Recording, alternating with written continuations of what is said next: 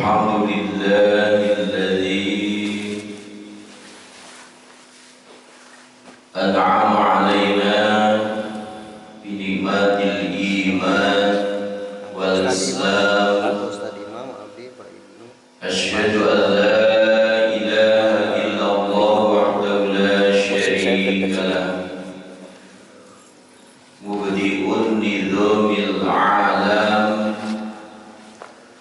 وأشهد أن محمدا عبده ورسوله سيد العرب والعجم. اللهم صل وسلم وبارك على حبيبنا وشفيعنا وأسوتنا ونورنا ومولانا محمد شفيع الأنام وعلى آله وأصحابه يا نابع العلوم والحكم. أما بعد. Para kiai, para kesepuhan, para jemaah yang dimuliakan Allah Subhanahu wa taala. Alhamdulillah, di pagi yang sejuk ini kita masih diberikan jatah usia oleh Allah Subhanahu wa taala.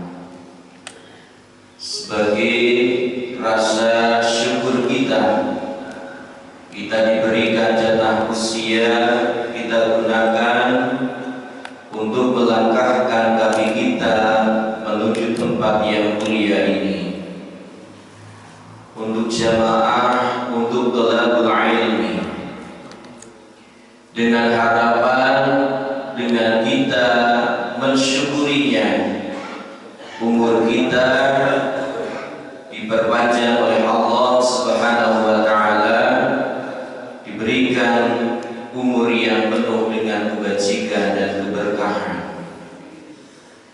Sholawat dan salam mudah-mudahan senantiasa terlimpahkan kepada Habibina wa syafi'ina Rasulillah sallallahu alaihi wasallam. Bismillahirrahmanirrahim. Qala al-musannif rahimahullahu ta'ala wa nafa'ana bihi wa bi'ulumihi wa maddana bi asrarihi fid daraini amin ya rabbal alamin. Wal maqalatu tsaniyatu wal 'ishruna. Pembicaraan yang ke-22 dari bab 2 kitab Nasihul Ibad, nasihat bagi hamba-hamba Allah Subhanahu wa taala. Qila man kana fi ta'atillah, man kana bi ta'ati 'indallah, barang siapa yang hidupnya senantiasa digunakan untuk taat pada Allah Subhanahu wa taala.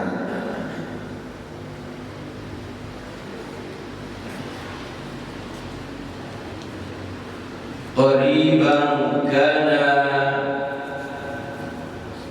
bainan nasi qariba, maka dia akan dekat dengan Allah Subhanahu wa taala dan dia tidak akan memperdulikan apa yang ada di dalam sisi manusia. Kalau hidup kita sudah dipenuhi dengan ketaatan pada Allah Subhanahu wa taala, setiap nafas yang keluar kita gunakan berzikir pada Allah Subhanahu wa taala. Hati kita isi dengan Allah, Allah, Allah, Allah. Setiap langkah kita usahakan diniatkan ibadah pada Allah Subhanahu wa taala. Maka ketika kita telah mampu, hidup kita isi untuk ibadah pada Allah Subhanahu wa Ta'ala. Apapun profesinya, apapun kedudukannya, dia akan merasa lebih dekat pada Allah Subhanahu wa Ta'ala, tidak memperdulikan apa yang ada di dalam diri orang lain. Aiman ista'nasa, maksudnya adalah orang yang riang gembira, yang senang hatinya bistighali ta'atillahi ta'ala, dengan sibuk taat pada Allah Subhanahu wa Ta'ala. Maka mustawhishan minan nas, maka dia tidak akan memperdulikan apa yang ada dalam diri orang lain. Dia tidak akan ada rasa dengki, tidak ingin dihormati, tidak ada rasa tamak mengharap pemberian dari orang lain, tidak tergantung dengan orang lain. Kenapa? Karena dirinya sudah tergantung dengan Allah Subhanahu wa Ta'ala. Mau dicaci maki, mau dibenci, maka dalam dirinya merasa, oh, itu merupakan pupuk bagi kita supaya kita tumbuh lebih semangat di dalam kita beribadah pada Allah Subhanahu wa Ta'ala. Ketika kita dicaci maki, itu laksana adalah pupuk bagi kita. Ketika kita dijelek-jelekan oleh orang lain, maka itu pupuk bagi kita supaya kita lebih semangat lagi memperbaiki diri kita. Karena walaupun kita dicaci maki, dijatuhkan, kita tidak akan jatuh kalau memang Allah Subhanahu wa Ta'ala tidak akan menjatuhkan kita. Tapi walaupun kita disanjung-sanjung oleh orang lain, dihormati oleh orang lain, tapi kalau Allah ingin menghinakan kita, kita tidak bisa apa-apa. Maka kita harus senantiasa mujahadah, melatih diri kita supaya setiap pekerjaan kita, setiap langkah kita, setiap gerak kita, kita latih ikhlas karena Allah Subhanahu wa Ta'ala. Tidak mengharapkan pujian dari orang lain, tidak mengharapkan tepuk tangan dari orang lain, tidak mengharapkan ingin dihormati oleh orang lain, tidak ingin diberi penghargaan oleh orang lain, tapi kita latih, kita murni karena Allah Subhanahu wa Ta'ala. Wal maqalatus salisatu wal ishruna, pembicaraan yang ke-23, ila harakatut ta'ah dalilul ma'rifah, langkah ketaatan merupakan tanda makrifat pada Allah Subhanahu wa Ta'ala. Semakin banyak ketaatan kita pada Allah Subhanahu wa Ta'ala, menunjukkan kita sudah makrifat pada Allah Subhanahu wa Ta'ala. Makrifat itu maksudnya adalah upaya hamba Allah untuk mengenal sifat-sifatnya Allah. Kita kenal Allah itu maha melihat, Allah itu maha besar kekuasaannya, Allah itu maha mendengar apa yang menjadi keluhan dari hamba-hambanya. Maka ketika kita sudah makrifat pada Allah, فَإِذَا